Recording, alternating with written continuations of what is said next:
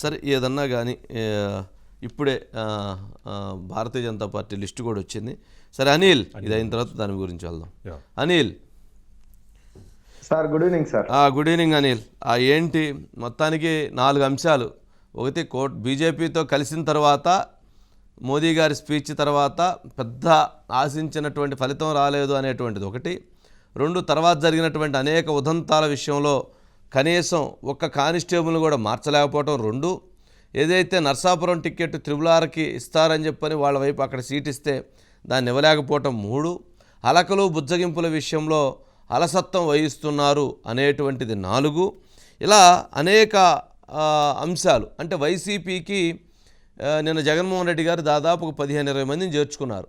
అందుట్లో ఎక్స్ఎమ్మెల్యే చినరామకోటయ్య గారు కావచ్చు, లేకపోతే నరహరి కావచ్చు, వారితో పాటు ఆమె లక్ష్మీప్రియ కావచ్చు, ఎవరో చిన్న కొంతమందిని చేర్చుకున్నారు. మరి చేరికలు జరుగుతూ ఉన్నాయి అక్కడ. ఏంటి ఏమైనా గ్రాఫ్ తగ్గుతుంది అనే మౌత్ టాక్ అయితే కొంత చర్చ మొదలవుతుంది. అతనికి సీట్లు పెరుగుతున్నాయి అనేటువంటి టాక్ అయితే మొదలైంది. కానీ పబ్లిక్లో చూసినప్పుడు ఎవరైతే యాంటీ ఓటు ఉందో వాళ్ళు మాత్రం అలాగే ఉన్నారు. వాళ్ళేమీ యాంటీగానే ఉన్నారు కానీ బట్ మౌత్ టాక్ అయితే మొదలైంది. ఏంటి దీన్ని ఎలా చూడాలి, ఎలా అర్థం చేసుకోవాలి, ఎటువంటి పరిస్థితి ఉంది, ఎక్కడ లోపాలు ఉన్నాయి, ఏమనుకుంటున్నారు? గడిచిన 20-25 రోజులుగా ఒక్కసారి ఏపీ రాజకీయాల ముఖ చిత్రాన్ని మనం పరిశీలిస్తే సార్, కూటమిగా టీడీపీ, బీజేపీ, జనసేన కన్ఫామ్ అయి ముందుకు వెళ్తున్న మొదటి తరుణంలో వీళ్ళకి డోకా లేదు, తిరుగులేదు, అఖండ మెజార్టీతో 3 పార్టీలు విజయం సాధిస్తాయనే భావన కనిపించింది. అది పొలిటికల్ సర్కిల్స్ లోను, పబ్లిక్ లోను కూడా ఈ వాదన. కానీ మోడీ గారి సభ ముందు ఇక పెద్ద ఎత్తున విజయదుందుకి కూటమి అందుకోబోతా ఉంది. ప్రజాకాలం సభ వేదికగా ప్రధానమంత్రి ఆంధ్రప్రదేశ్ సంబంధించిన కొన్ని హామీల పైన ప్రకటిస్తారు. ఈ ప్రకటన ద్వారా అటు టీడీపీ, జనసేన మరింతగా ఏదైనా బీజేపీతో పొత్తు ఎందుకు పెట్టుకుని ముందుకు వెళ్తున్నామనే విషయాన్ని ప్రజలకు వివరించి సక్సెస్ అవుతారని అనుకున్నారు. కానీ ప్రధానమంత్రి గారి సభ తర్వాత, ఆ సభలో ఆయన స్పీచ్ తర్వాత అనూహ్యంగా కొన్ని కారణాల రీత్యా కూటమి యొక్క గ్రాఫ్ తగ్గుతూ వస్తుంది. అది విజయానికి దూరమయ్యే అంత ఉందా, లేకపోతే విజయంలో కొంత భాగం తగ్గుతుందా అనేది చూడాల్సిన పరిస్థితి. అయితే దీని అంతటికీ కారణం కూటమి పెద్దన్నగా ఉండాల్సినటువంటి బీజేపీది, కూటమి జతకట్టడానికి కీలక పాత్ర వహించినటువంటి పవన్ కళ్యాణ్ గారిది, ఈ ఇద్దరిని సమన్వయం చేసుకుని ముందుకు నడవాల్సిన బాధ్యత ఉన్న, కీలక బాధ్యతలో ఉన్న తెలుగుదేశం పార్టీ అధినేత చంద్రబాబుది. ఎందుకంటే ప్రజల ఆశలు, ఆకాంక్షలకు అనుగుణంగానే ఏదైతే ఉందో రాజకీయాలు నడపాల్సిన అవసరం రాజకీయ నేతల పైన ఉంటాయి. ఆంధ్రప్రదేశ్ విషయానికి వస్తే బీజేపీ అవసరం ఈ రాష్ట్రానికి ఉందా లేదా అనే దాని మీద ప్రజల్లో కనుక చర్చ జరిగినప్పుడు ప్రజల అభిప్రాయం తెలుసుకుంటే ఖచ్చితంగా ఆంధ్రప్రదేశ్కి బీజేపీ అవసరం లేదనేది మెజారిటీ ప్రజలు చెప్తారు. దానికి కారణం గత 2019 ఎన్నికల్లో బీజేపీకి వచ్చిన ఓట్ల శాతం. అయితే కానీ ఈ 2 పార్టీలు టీడీపీ, జనసేన ప్రధానంగా ఏం చెప్తా ఉన్నాయి, ఆంధ్రప్రదేశ్ అభివృద్ధి జరగాలంటే కేంద్ర సహకారం అవసరం.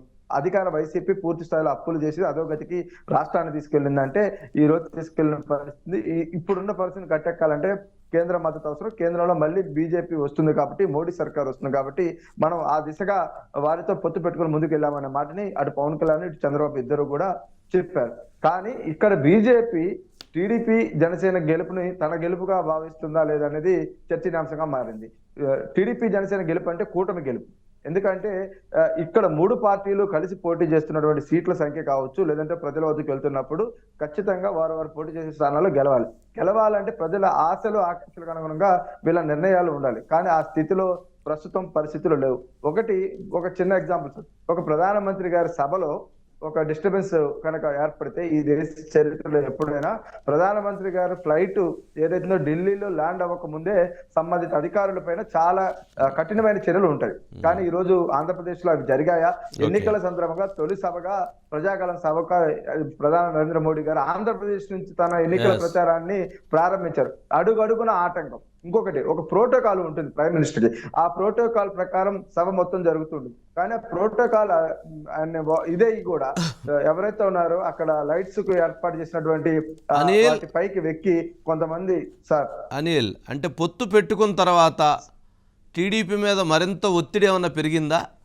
అంటే పొత్తు పెట్టుకున్న తర్వాత అంటే లోకేష్ వెహికల్స్ రోజుకు 2 సార్లు చెక్ చేస్తున్నారట. లోకేష్ వెహికల్స్ రోజుకు 2 సార్లు చెక్ చేస్తున్నారంట పొత్తు పెట్టుకున్న తర్వాత. పొత్తు పెట్టుకోకముందే నయం అనుకుంటా, ఒకసారి చెక్ చేసి వదిలేశారు.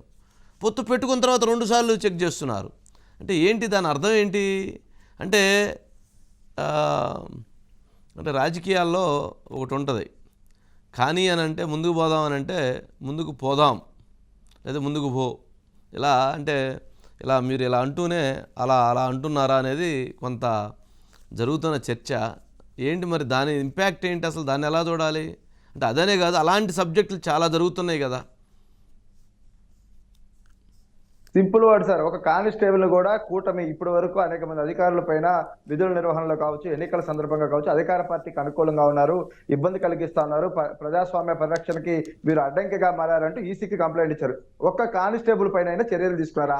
ఆ చర్యలకు సంబంధించిన సిఫార్సులు జరిగాయా అంటే ఖచ్చితంగా జరగలేదు. చర్యలు ఇప్పటి వరకు లేనే లేవు. ఎందుకంటే మోడీ గారి సభ పూర్తయి ఎన్ని రోజులైందో చూసాం, ఎన్నికల షెడ్యూల్ వచ్చి ఎన్ని రోజులైందో కూడా చూస్తా ఉన్నాం. అనేక కంప్లైంట్స్ ఇచ్చినా ఎక్కడా చర్యలు. కానీ వ్యవస్థలో మేనేజ్ చేయడంలో అధికార వైసీపీ దిట్ట. ముఖ్యమంత్రి గారు అన్ని తన చేతుల్లో పెట్టుకుని 5 ఏళ్ళు ప్రతిపక్షాలు అనేది లేకుండా, రాజకీయాలు చేయకుండా రాజకీయ పార్టీలను సర్వనాశనం చేసే ప్రయత్నం చేశారంటే అటు పవన్ కళ్యాణ్, చంద్రబాబు పదే చెప్తాను.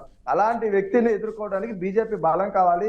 కేంద్రంలో ఉన్న మోడీ సర్కారు మన సహకారం ఉంటే ఖచ్చితంగా ఎన్నికలను ప్రజాస్వామ్యబద్ధంగా ఎదుర్కొని నిలిచి గెలవగలుగుతామని కదా ఆ ఇద్దరు నేతల ఆకాంక్షలు అనుకున్నది. కానీ ఆ ఆకాంక్షలు నెరవేర్చే పరిస్థితిలో ఈ రోజు ఉందా అంటే, ఎందుకంటే రూల్ ప్రకారమే, ఎక్కడ రూల్ వైలేట్ చేసి చర్యలు తీసుకోమని చెప్పడానికి లేదు. అనేక సాక్ష్యాధారాలకు సంబంధించిన ఆధారాలతో కూడితే ఫిర్యాదులు వస్తే కనీసం చర్యలు మహా అంటే వాలంటీర్ల పైన చర్యలు తీసుకున్నారు. ఆ వాలంటీర్లు ఈ రోజు ఏదైతే ఉందో సస్పెండ్ అయితే వాళ్ళని వైసీపీ కండ వేసుకొని ఆహా అనుకుంటూ కూడా వాళ్ళు ప్రచారం పాల్గొంటున్నారు. అంటే వాలంటీర్ల మీద చర్యలతోనే ఈ ఎన్నికల్లో ఈ కూటమి సర్ది పెట్టుకోవాల్సిన పరిస్థితి అంటే అవుననే పరిస్థితులే కనిపిస్తా ఉన్నాయి. ఎందుకంటే ఇతర రాష్ట్రాల్లో మనం చూసాం సార్, బీజేపీ చాలా ఘనమైన సీట్లు సాధించాలనుకున్న నార్త్ లో కనుక ఒకసారి పరిశీలిస్తే అనేక మంది ఉన్నతాధికారులు, పశ్చిమ బెంగాల్ ఏకంగా డీజీపీని మార్చారు. అక్కడ ఎవరు ఫిర్యాదు చేశారు, ఎందుకు ఫిర్యాదు, ఎవరైనా ఫిర్యాదు జరిగిందా అంటే దానికి సమాధానం ఉండదు. కానీ ఈసీ అక్కడ తీసుకున్న చర్యలు ఆంధ్రప్రదేశ్ విషయానికి వస్తే ప్రతిపక్ష పార్టీలు బోర్డు పెడుతున్నా ఎందుకు చర్యలు తీసుకోవడంలా? మోడీ ఎవరైతే ఉన్నారో ప్రధానమంత్రిగా ఆంధ్రప్రదేశ్ ప్రజల ఆకాంక్షలు నెరవేర్చాలని కానీ కూటమి నేతల పట్ల ఏదైతే సార్ ఎస్ ఒక నిమిషం అని లేక